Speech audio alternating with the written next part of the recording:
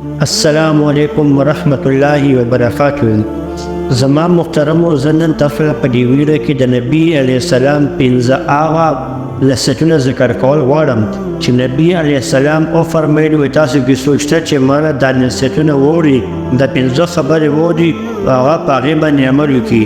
د زما محترم د دې حدیث راوي حضرت ابو هريره رضی الله تعالی عنه دی. هغه فرمایي چې نبی علیه السلام وفرمایلو وایي سوچته په تاسو کې چې مانه دا 15 خبرې ووري حاصلې کړي او محفوظ کړي او بیا په هغې باندې عمل وکړي، او یا دا 15 خبرې هغه کسانو ته ورسوي چې هغه په دې باندې عمل وکړي.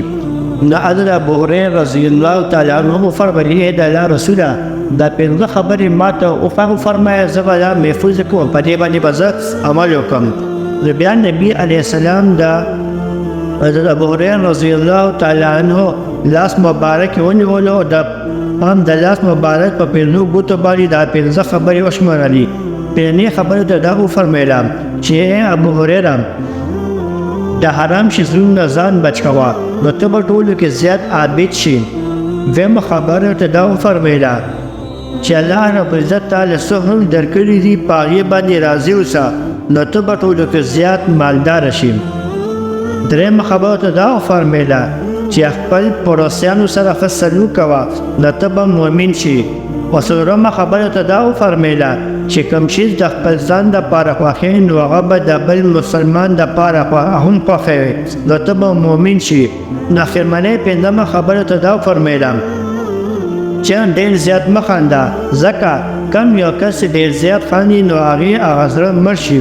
نو زما محترمو دا 15 نصیحتونه نبی علیه السلام دا ابو هريره رضی الله تعالی عنه وفرمایلو.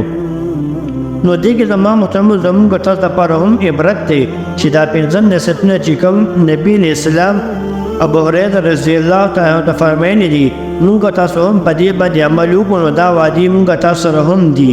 زه الله تعالی نه دعا کوم چې الله رب العزت دې دا څومره نصیحتونه نبی علیه السلام کړي دي په دې باندې موږ ته هم د عمل کولو توفیق را نصیب کړي، او دې سره هم څومره سامعین دي هغې ته هم د عمل کولو توفیق ور نصیب کړي.